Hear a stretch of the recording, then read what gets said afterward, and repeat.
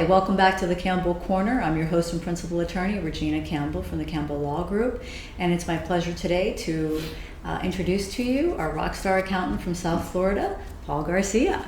Good morning. Thank you. Thank you for inviting me. Thank you for coming. So first I want to thank you for coming, as I know it's also tax season and you must be incredibly busy. Yeah, we just finished tax season, actually October 15th, but there's always lingering tax returns and lingering things at the office. But yeah, it's never ending. Yes, I know how you feel, and I know, often I'm told, Regina, did you get that in? Regina, did you get that in? Yeah. We're all guilty of, and God bless our accountants that have a lot of patience with us, right? With the clients. Yeah. We need to have that, that's for sure. And you guys are fantastic. Thank you. Thank you. Yeah. So how is the world of accounting? Well, the word that comes to mind when you ask me a question like that is booming. I think the profession is actually booming, not only for the traditional firms that just do audits and tax returns, but the specialized firms like boutique firms like my firm that not only do tax returns and we have a tax practice, we also do a lot of litigation support and forensic accounting services. It is just booming. I mean, and as you know, there's a potential tax reform that Washington is talking about. That's just going to create more tax return questions, more a need to go to your accountant, to tax plan, and so forth and so on. So the profession never stops. I think it's a great. I always tell my family members and I used to tell my kids, but unfortunately, neither of them went into my world. I have an attorney and one in the medical field, and the other one is a music person. But anyways, I always tell my colleagues and my friends, and listen, think about getting into the accounting profession because you always have a job, you'll always be busy, and it's a very honorable profession. I agree. Yeah. I work with so many accountants. I've worked with you for years, and actually I find it's helpful, and it's in every aspect of someone's life, from their business to their personal lives. And you also have I like numbers. You know me. Yeah. Right. Numbers they tell a story in of itself. Yeah, absolutely. So. And you do like numbers, and you're one of the few attorneys who actually understands numbers. The attorneys focus in on the law, but some of them have a financial background, and that combination of knowing the law and the numbers, and if I paint the financial painting for you guys understanding, and you go with it, and it's really good. Yeah, and I think sometimes it's easier for litigants and clients to actually, you show them numbers sometimes. They're confused, they're not always maybe as savvy with accounting or finances. You show them what the numbers say, the story that it paints. Right. And often it actually helps people go, okay, you know what, then maybe we need to think about this and do this. Exactly. And it actually is a way to get through sometimes what can be difficult emotional conversations that are going on the, particularly in divorces, right? So you know me, I love numbers. Yeah, so. The financial painting, especially in a divorce, is very important. Yes. And it kind of sets the tone down. Divorce is all about sometimes very, you got children's issues and psychological issues and all the intangibles, and then you throw in the financial aspect of the case, and it's just, an atomic bomb, right? Yeah. So I try in my divorce cases, Regina, to just make it as simple as possible, paint the picture, and make it so that they have one less problem, right? Yes. To deal with. So. Yeah. Yeah, and I think you do a great job. Some of the cases we've had together, you also make sure people understand what they're actually getting after the fact, because not every asset's the same. Cash is cash. We can understand its value and the present day value, so to speak. Right. But what does a business mean? Does it have any tax implications? Like when you go to sell it down the road, are there other issues? What are the capital gains on, if one party gets the asset versus another? Right. It is one thing to divide assets now equitably. It's another thing, okay, what are you going to do with the assets that you're getting in the divorce? How are they going to be producing for you? What are you going to be depending on? What is the income flow? What is the tax implication? What is the value of that asset going forward? So it's a lot of stuff. That's what I do, and that's That's one of our specialty in my Yes. office that I started 30 years ago or so, and there's not a lot of us in town that specialize in what we do, but we all get along, and we're very busy. Yes, and I know you're also very busy with the courts. You also help the Yes. judges understand financial issues Yes. and attorneys Yes, we as do. well. Yes, we do. I established a nice rapport with the judges many years ago, and it's continuing. I teach them some financial concepts, and we have seminars for them, and they're very appreciative. The way that the system works, they rotate the judges. Yeah. So you may have a new judge coming in from criminal, may not have a financial background. Family in itself, it's not easy to understand some of the rules and the laws and the statutes, and you throw in some financial concepts, and it's tough for them. So I try to teach them and let them know at the very least the general concepts. I'm allowed to talk to them, and they call me, and I even have set up seminars in my office for them, and in the court systems also we do lunch and learns for them with some of my colleagues. So we do that all the time. See, Yeah. that's why we call him the rock star. Campbell. No, I'm far from that. But I just have experience, that's all. Yeah. And a lot of gray hairs. And a lot of gray hairs from the experience, I'm sorry. From the experience, but, Well, that's a sign of sabiduría, como se dice, Yeah, like of sabiduría, wisdom. yeah, absolutely, So, So I want to ask you also, how has the pandemic affected your firm? Actually, logistically, probably like every other firm, at first, we were dealing with something new in the world. I was kind of scared about it and getting sick, and getting other people sick. So a lot of protocols in the office at first, with the mask, and obviously the clients not seeing people in the office. Had a couple of scares here and there with my staff. Nothing major. No one luckily has gotten sick. We're all vaccinated. From that aspect, listen, we have to deal with it, right? Yeah. It's gotten better, but from a business perspective, I'll be honest with you, it hasn't affected the firm at all. From the tax compliance aspect, it's fine.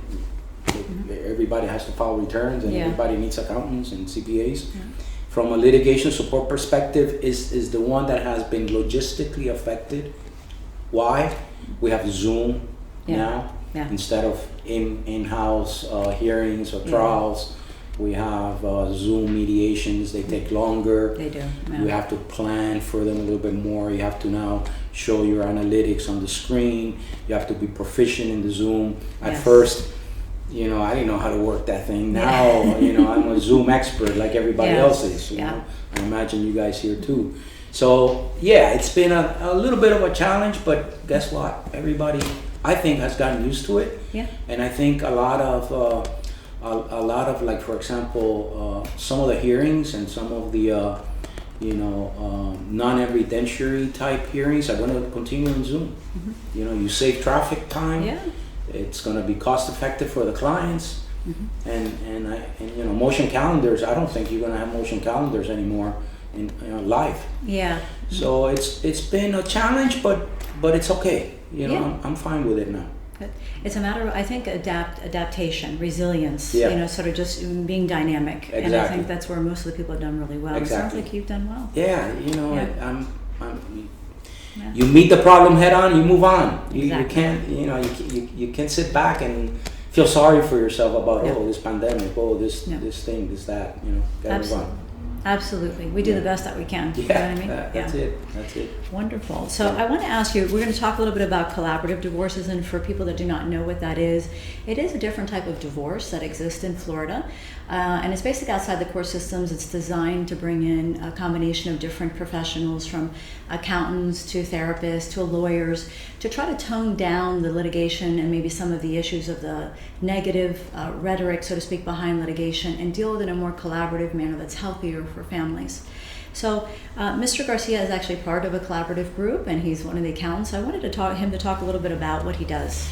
Right, so the collaborative process started back in the state of Florida, I want to say about 10 years ago, but it's now part of the Florida statutes, approximately, 2 years ago. So. Yeah. Mm-hmm. And it uses a team concept to try to settle a divorce case out of court. So the court system doesn't enter the process. And you have a team approach. What do I mean by that? You have one financial professional, you have one mental health professional, and you have two attorneys representing the parties and their parties. And the way it works is that we have meetings and sessions, collaborative sessions, throughout the process. It's a transparent process. Without transparency, it does not work. Right. There's many other protocols that the process has. And if you follow the protocols and if you go through the process, 90%, 90 some odd percent, I've forgotten now the actual percentage of the cases that begin in the collaborative process end up in a settlement. Very few cases. I mean, I've had two cases in my career, and I've done a lot of collaborative cases that have gone from collaborative, haven't settled, and gone to litigation. So I'm very active in that process. I teach it. We have training sessions. Now we have accreditation of collaborative professionals. I'm one of few financial professionals in the state of Florida. I think there's only like 4 of us that are accredited in this area. I try to push it a lot. As more attorneys get trained in the process and know about it, I think it's going to be a very good alternative, pretty much part to part down the line, I hope, to the litigated cases. Yeah, I'd find I'm part of the collaborative group as well because I believe in it. I believe in that approach. It's usually much more healthier for families to go that direction. Litigation is usually only reserved, or it seems to be, when, like you're saying, the few cases that they're so contentious, and there's usually mental health issues also going on there that they're not able to be helped. Can be helped. You'll be surprised. I always say this to clients. Every case could be a collaborative case. Yeah. Regardless of how contentious or the issues, whether they're big financial cases, small financial cases, big children's issues, it doesn't matter. The collaborative concept can work on any case. Yes. And I think it helps because sometimes we take the approach anyways, even in cases that are in court. We bring in a co-parenting therapist, we bring a family therapist, we bring in a forensic accountant. Yeah. But I think here in a collaborative approach, you're starting off with professionals that already believe in the process. You have certain protocols and processes in place. And it's clear from the beginning to the client, this is transparency. Yeah. You can't, I want to hide this, I want to put this underneath the table. Everything's on the table. It's one of the top protocols. You sign off on it. It doesn't work. If somebody's hiding anything, if somebody's playing games with discovery, because I'm the garnisher, let's say, of the discovery process, because the financial neutral is the person that handles the discovery. If you don't give me the discovery, then it just doesn't work. Correct. Doesn't work. Yeah, and ultimately, when you're in court, people will play games with hiding discovery. You got motion to compel. The costs are just astronomical, and ultimately, it's going to come out. It's going to come out. So you might as well just put your cards on the table. Let's see what we got here. And then you have the battles of the forensics. I call them. Yeah. Two forensics against each other, thinking, oh well, I need this. Well, you don't need that. Yeah. And then the process just it's. Yes. You know how it is. Yes, I do know how it is, which is why I do suggest the collaborative approach absolutely. as well. I'm all for it too. Yes. I'm all for that. So wonderful. So I wanted also, I know you're very involved in philanthropy. You're also the trustee of the St. Thomas University, trustee for the St. Thomas University. You're involved with the Marion Center and also Kidsite. Yeah, listen, you have to give back. Yes. You have to give back. I'm a Cuban refugee. And if I didn't get the help that I got from those charities when I came to this country, I won't be here. Yeah. So I'm a firm believer that we have to give back to society. My schedule sometimes makes it very difficult, but somehow we manage it. Yeah. Somehow I manage to function as a trustee at St. Thomas University. I now lead the finance committee of the university. As a pretty pretty big job there. Yeah, I was gonna say. Yeah, and I'm also active in Kidsite, Yes. which is a great organization in the court system that targets underprivileged kids going through a divorce, the parents going through a divorce, and supervised visitation and other services are provided to the underprivileged kids going through a divorce. And then you mentioned the Marion Center, who is a wonderful place for children with mental disabilities, Down syndrome children. For example, my brother-in-law went to that school for 20 some odd years. Wow. Okay. And he had Down syndrome. He passed away, and they just you go into that school and they're run by nuns. Okay. And they just take your heart away. So those are my three major charities that I am involved. St. Thomas being the one that takes a lot of my time, but frankly is the one that currently is giving me a lot of satisfaction, to be honest with you. Education is very important. Yeah. I'm all for education. St. Thomas has 4,500 kids in campus and about another 1,200 outside of campus.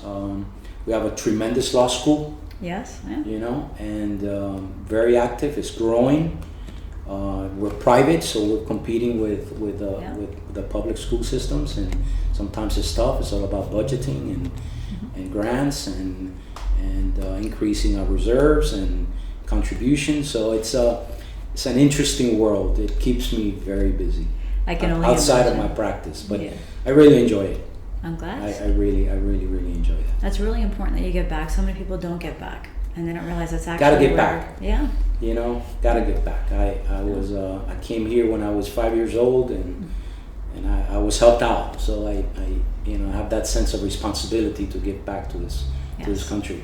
Yes, and you can see. You can only imagine sometimes the difficulty that people are, like you said, under, sort of underprivileged children, that parents that may not be able to afford, therapy or potentially drug treatment or anything of that nature. Yeah, and absolutely. Because at the end of the day, who suffers? The children, right? the children suffer. So Kidsite targets the children Yes. going through that, unfortunate divorce period. So we try to accommodate. Kidsite has a lot of functions. We raise money for that, for the charity, and I was president at one time. Now I just sit on the board, and they have great board members and a lot of activities. It's wonderful. That's Kidsite wonderful. is great.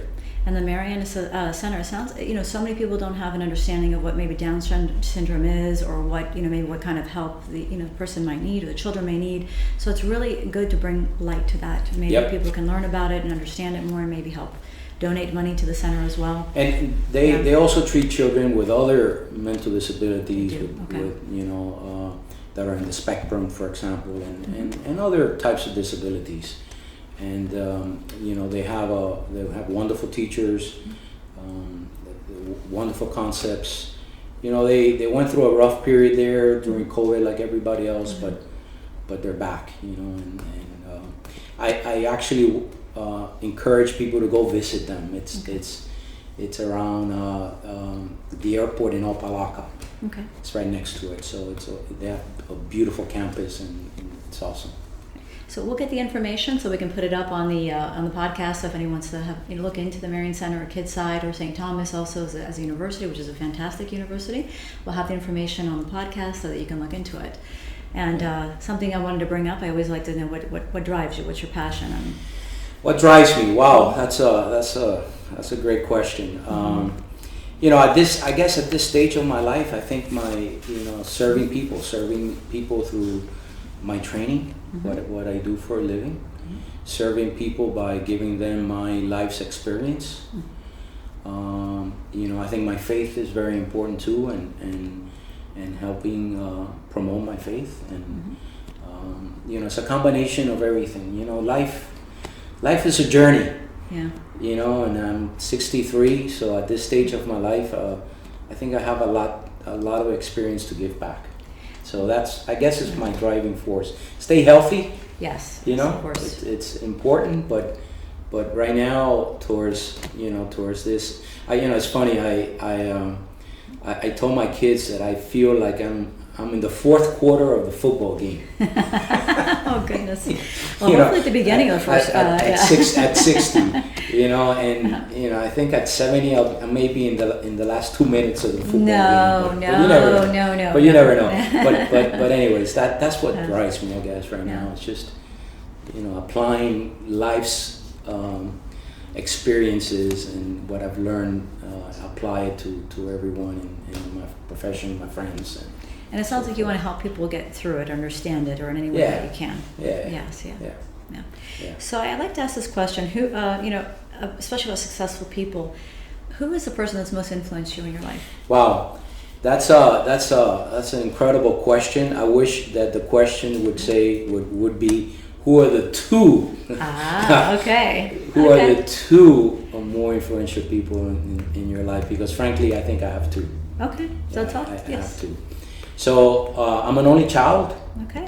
And my mom was very, very close and very special to me. Mm-hmm. She came to this country alone with me. My father was a political prisoner in Cuba. Mm-hmm. So we came, he stayed behind. Obviously, mm-hmm. he came later on after, I think we were here maybe 10 years or so, and then he was able to get out of jail in Cuba and come over. But she was everything. She was a mom. She was a dad. Yeah. With a 5-year-old kid in New York City. A new country. In a new country. She got a lot of help from brothers and sisters. But she was a provider. She was a hard worker, woman of faith. She was a giver. I think that's where I get my giving aspect of giving back. She struggled a lot, not knowing the language and working in factories and just making it happen. Yeah. So she was my role model. Then my father came and they set up a business together. The business flourished for 40 years. Wow. I mean, so she helped my dad, and my dad was a nursery man.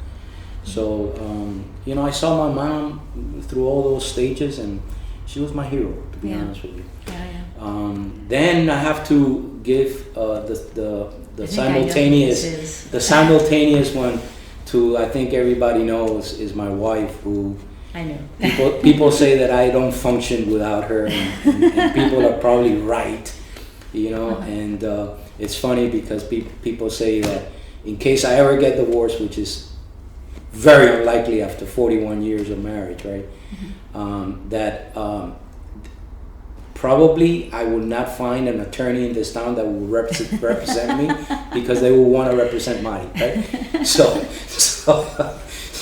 that's how much people like her, and she's the office manager, but she does a lot of things in the office. Yeah. She holds the family together. She's a woman of faith. She's a hard worker, very smart, juggles a lot of stuff. Mm-hmm.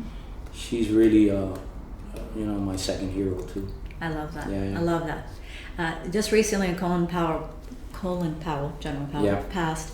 One of his last interviews came out with Mr. Woodward, and he was asked a similar question, and it was his wife. Yeah. Out of all the leaders and presidents, he and people he's been around, which he admired as well, and gave them a lot of accolades, but it was his wife. That was his rock. She's been there through thin and thick. She was there when I started my practice in 1985. Mm-hmm. She helped me. She was working, and then, once I was able to, 4 or 5 years after I started it, and I started getting busy, she jumped with me, and she's been, it's not easy to work with your wife, right? It cannot be easy. But we've managed it for 30 years, and she has her duties. Her office is at one end of my office. I'm on the other end, and it works. She's wonderful. Yeah, she is. She really wonderful. Is. And you all know her, and everybody loves my wife more than me. No. It's just you guys are two different personalities. You know what I mean? But you're both wonderful. Yeah. We do have a different personalities, but she's my second hero. I love that. Yeah. Wonderful to hear. So two women. Two women. Yes, two women. Two women. You have an American story. Well, yes, with you. I have a story. Over, I have a story. Definitely have a story. Yeah. So, your wife specifically told me to be careful with this question Okay. and to, put it maybe limit the time for the answer.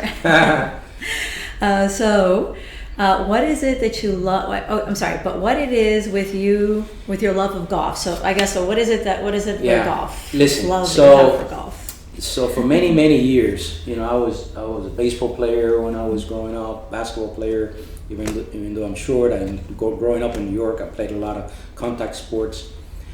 I would view golf as a game for sissies, right? For I mean, are you kidding me? Who's gonna play golf? Play golf, Yeah, hit a little ball.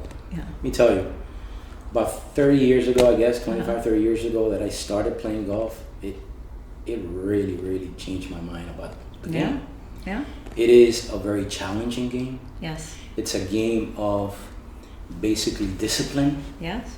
Yeah. It's a game that requires practice, flexibility, challenging. Yeah.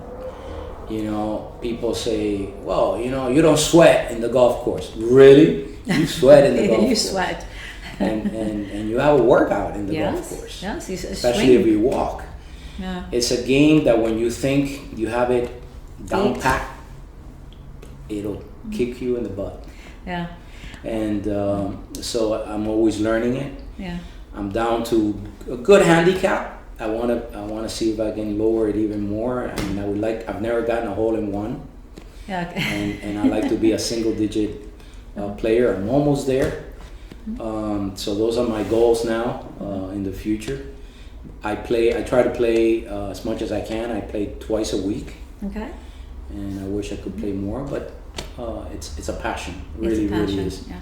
Golf is a passion, and I like also basketball and all sorts of sports, but golf is my passion. It's amazing. Everyone that actually plays golf more regularly, they do say it's a sport that you don't have to actually be good at to love or respect. Yeah. Although of course you want to. That's the frustration. Yes. It's not that easy it looks easy, but it's not that easy. It's not easy. Yeah. And It's not easy. everyone talks about golf specifically with a level of respect, of intensity in their eyes, Yeah. and just sort of like, I'm looking at myself in the mirror, so to say, like it's with me. It's me. It's a head game as well. Yeah, and also Yeah. I forgot to also mention something important that I thought golf is attracting me to golf. Integrity. Yeah. It's got rules, Yeah. regulations. Very. It challenges you in the sense of, do you want to nudge here and there, and if you really are true to the game, you stick to it, and you don't use that eraser when you're marking down your scores. You don't move the ball when you have a bad lie. You don't do all sorts of things. You stay focused, and the integrity aspect of the golf obviously goes hand in hand with my profession. Yeah. So that's why I like it too. It's a perfect fit. Yeah. Well, Yeah. It's good to hear. I was warned to be careful with that question. Yeah, well, I can keep on talking about it. Well, I want to thank you very much for coming in. This has been a wonderful number. My pleasure. Thank you for the invitation. You are a great attorney. Thank you. I must say also, and Thank you. And I think you are an up and coming star. Thank you. Talk to me about being a star. Thank you. The star is really you, Regina. I hope so. Yeah. And it's been a while since I've seen you, so it's great to see you. Thank you. And I'm glad you're healthy and everyone is good. Thank you very much, and same here. Yes. Wish you the best. Thank you. So it's been a pleasure to be with Mr. Garcia. We want to thank everyone for watching this episode, and if you've missed any of the prior episodes, this is episode 4, please go back and take a look at them, and keep an eye on our future interviewers. I think you'll enjoy every single one of them.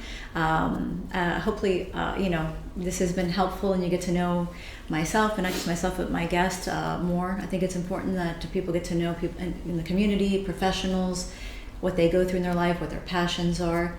So I want to also encourage everyone, please follow us on our social media accounts. We're new to TikTok. It's very exciting. We're going to have a little bit of fun with that. Also subscribe to our podcast and our YouTube channel, and we look forward to seeing you in the next episode. Thank you so very much, everybody, and Mr. Garcia for coming. You're welcome. Thank you for inviting me.